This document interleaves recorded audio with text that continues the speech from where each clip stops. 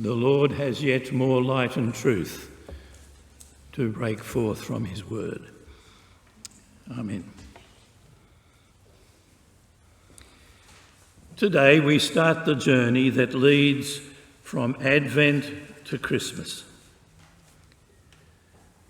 It's been interesting to move around the suburbs and see what various municipalities are doing in presenting the message of Christmas. You'll be pleased to know that the one in which we are worshipping today has the famous biblical verse, "Make merry."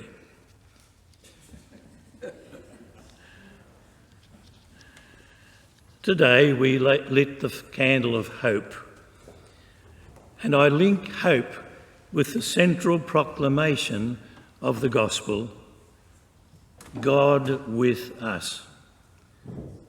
The Word became flesh. The Jewish scholar Montefiore, studying the scriptures, came up with the view that the most significant thing about God's dealings with mankind is that God takes the initiative. God with us. How would we imagine the manner of his coming? You can imagine what the spin doctors would do with it. There would be functions all over the place, there would be celebrations, there'd be news stories. But yet, as Paul Shearer put it, God does slip into this world when nobody much is looking, on one night of all nights.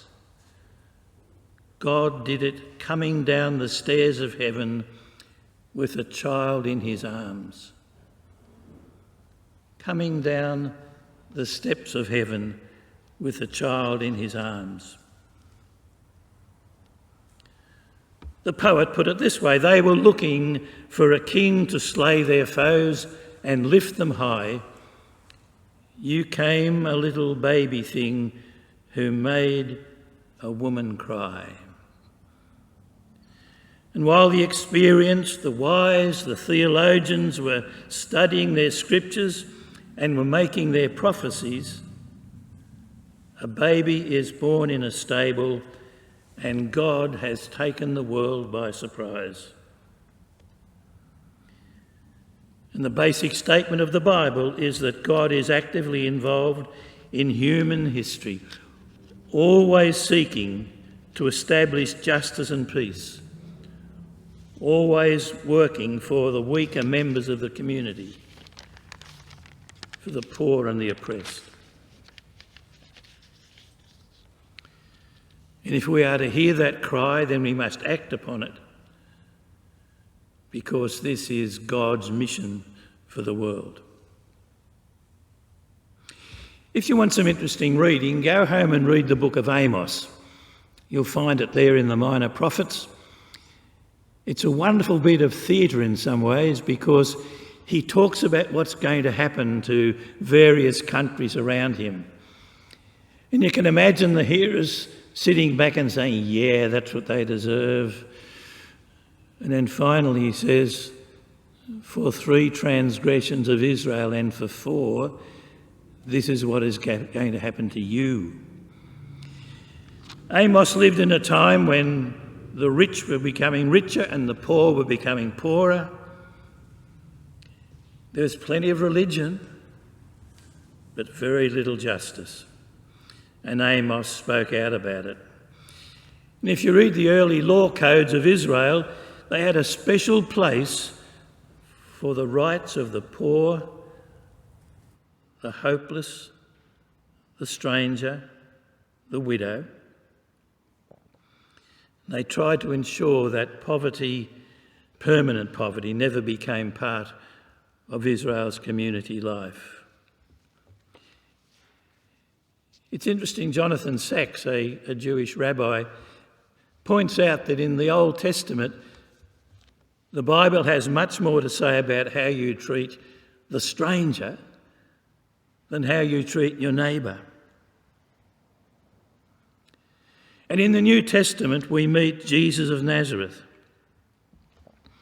That's significant because Nazareth was a tiny town with no past, no future, never mentioned in the Old Testament, never mentioned between the Old Testament and the New Testament, and I doubt if we had ever known about it if Jesus hadn't lived there.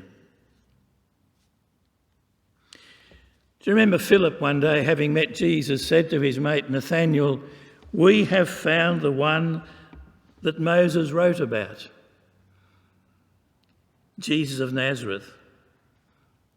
And reply, "Nazareth? You've got to be joking. Can any good thing come out of Nazareth?" And yet from an unknown town on the margins of society, Jesus came into the world, God with us. The Word became flesh. And throughout his life, Jesus of Nazareth was a friend of the poor and the afflicted and the despised.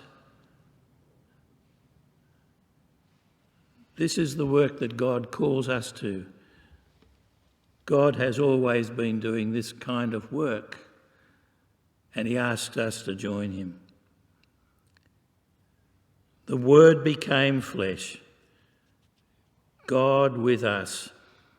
This is where Advent is leading us, and we will come to that day when we join and sing, "Hark the herald angels sing glory to the newborn King."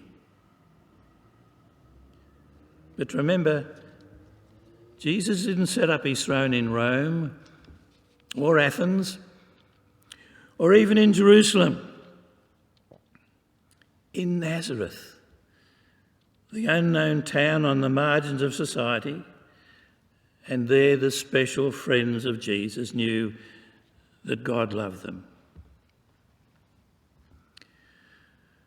Well, 4 weeks to Christmas, and you will encounter God in the days and weeks ahead.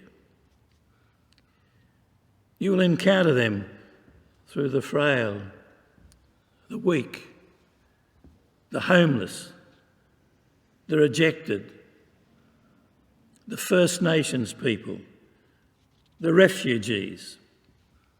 You can add your own classification to that list.